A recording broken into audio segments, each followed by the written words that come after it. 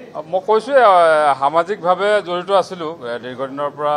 চাহজনে যদি ছাত্ৰ সন্থাৰ লগত জড়িত আছিলোঁ সামাজিক ক্ষেত্ৰৰ লগত ছাত্ৰ সন্থাৰ হৈ তো এতিয়া নিশ্চিতভাৱে ভাৰতীয় জনতা পাৰ্টীৰ লগত থাকি অকল চাহ জনগোষ্ঠীৰ বুলি নহয় আৰু সামাজিকভাৱে সকলোৰে লগত থাকিম এতিয়াৰ পৰাই জনগোষ্ঠীটোৰ লগতে সামাজিকভাৱে অসমৰ ক্ষেত্ৰত দলটোৱে যিবিলাক কাম কৰি আছে যিসমূহ কামক লৈ আচলতে আমি বৰ্তমান মুহূৰ্তত একক অনন্য আৰু বিকল্পহীন ৰাজনৈতিক দল বুলি অনুভৱ কৰিছোঁ ভাৰতীয় জনতা পাৰ্টীক তাৰ কোনো বিকল্প নাই সঁচা অৰ্থত ক'বলৈ গ'লে কাৰণ আমি অসমীয়া জাতিটো সুৰক্ষিত ভৱিষ্যত বিচাৰোঁ সকলো জাতি জনগোষ্ঠীৰ সম উন্নয়ন আৰু বিকাশ সেইটো আমি কামনা কৰোঁ আগতে আচলতে বৈষম্য আছিলে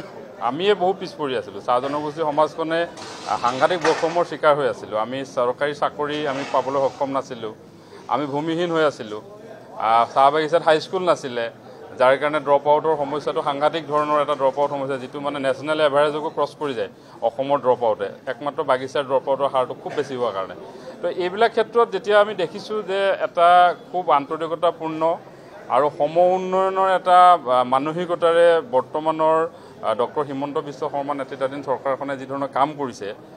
তাৰ প্ৰতি মই বুলিয়ে নহয় যুৱ প্ৰজন্ম আকৃষ্ট হৈছে আৰু আমি যাৰ কাৰণে আজিৰ পৰা ভাৰতীয় জনতা পাৰ্টীৰ দলৰ এগৰাকী কৰ্মী হিচাপে দলৰ যিসমূহ নীতি আদৰ্শ সেই আদৰ্শক লগত লৈ আৰু ইমান দিনে আশা কৰিছোঁ যেতিয়া সংগঠনত থকাৰ যি দায়বদ্ধতা উইথ ৰেছপনচিবিলিটিয়ে দলত যোগদান কৰিছোঁ নিজৰ দায়বদ্ধতা সদায় থাকিব ৰাইজৰ প্ৰতি নিজৰ মানুহখিনিৰ প্ৰতি দায়বদ্ধতা সদায় লগত ৰাখি কাম কৰি যাম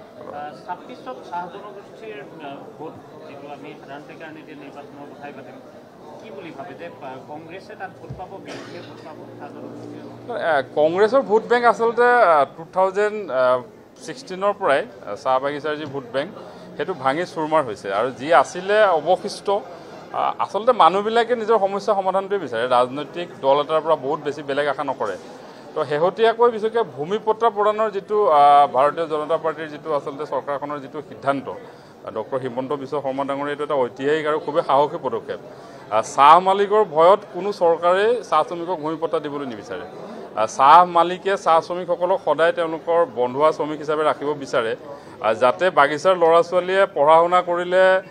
শ্ৰমিক কমি যাব এনেকুৱা এটা মানসিকতাৰে আচলতে বাগিচাত হাইস্কুলো পতা নাছিলে কংগ্ৰেছে প্ৰায় 60টা বছৰ বাগিচাত হাইস্কুল হ'বলৈ দিয়া নাছিলে মাটিৰ পটা দিয়াটো দূৰৰ কথা গতিকে এই ধৰণৰ যেতিয়া এটা সাহসী সিদ্ধান্ত ডক্টৰ হিমন্ত বিশ্ব শৰ্মাৰ নেতৃত্বাধীন চৰকাৰখনে কৰিছে তাৰপিছত আচলতে কংগ্ৰেছ দলটো চাহ বাগিচাত এক প্ৰকাৰ শূন্য বৰ্তমান সময়ত স্থিতি নাই